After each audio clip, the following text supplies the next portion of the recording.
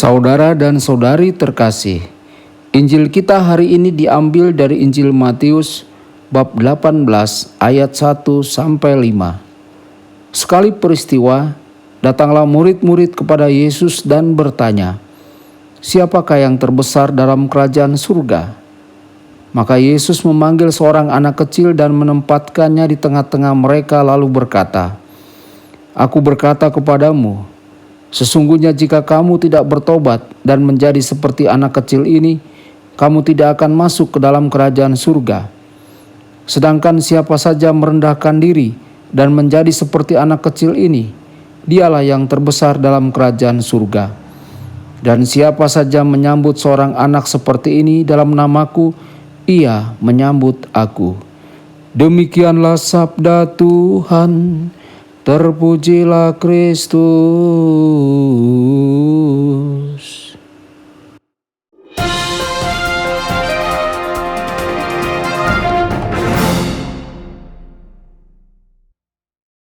Saudara dan saudari terkasih dimanapun Anda berada, jumpa lagi dengan saya Romo Tedens dalam saluran Warta Kabar Sukacita. Semoga Anda semua tetap dalam keadaan sehat dan senantiasa berbahagia. Injil kita pada hari ini diambil dari Injil Matius bab 18 ayat 1 sampai 5. Saudara-saudari, para murid ingin tahu tentang kerajaan surga, dan keingintahuan mereka memiliki sedikit kepentingan pribadi. Mereka ingin tahu bagaimana berada di kerajaan surga. Pertanyaan mereka sendiri memungkiri kesalahpahaman tentang Kristus. Kerajaan surga antara lain tercermin dalam gereja di dunia ini, dan gereja yang bersifat universal adalah sejenis keluarga yang menerima seluruh umat manusia.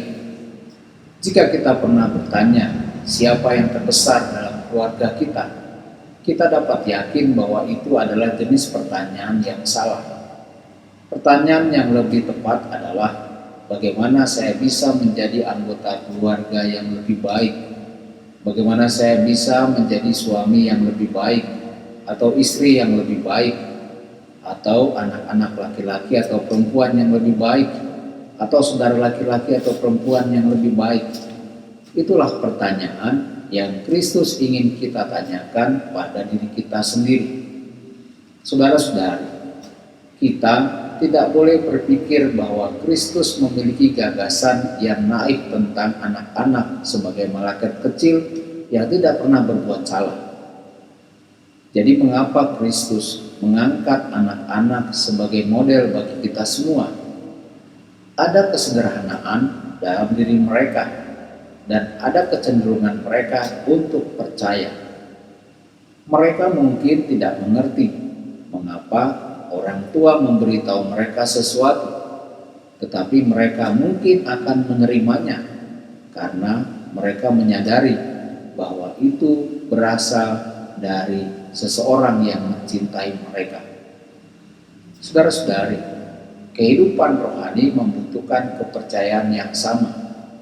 Kita mungkin tidak memahami sepenuhnya mengapa Tuhan meminta kita untuk melakukan sesuatu. Tetapi jika ada dasar kepercayaan dan keterbukaan kepadanya, lebih mudah untuk mengikuti perintahnya.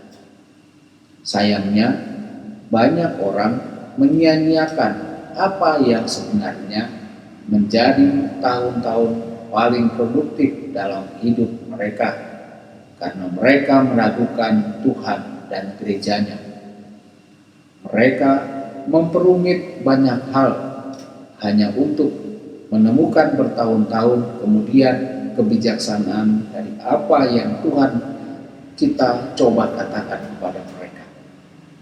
Saudara-saudari terkasih, doa kepada malaikat pelindung dulu populer di kalangan umat Katolik.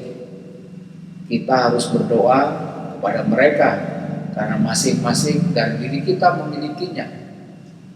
Di samping setiap orang beriman, berdirilah seorang malaikat sebagai pelindung dan gembala yang menuntunnya ke kehidupan.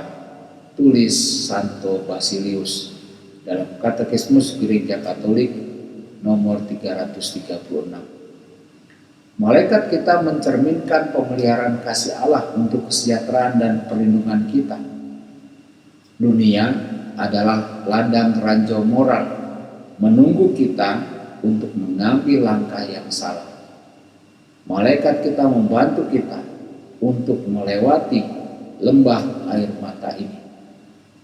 Apakah diri kita pernah berpikir untuk berdoa kepada malaikat kita?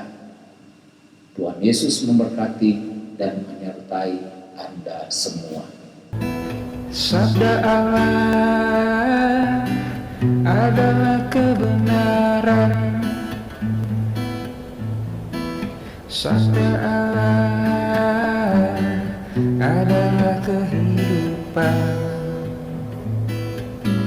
Mari kita mencintainya, mari kita menghayatinya. Ya Tuhan yang ku muliakan,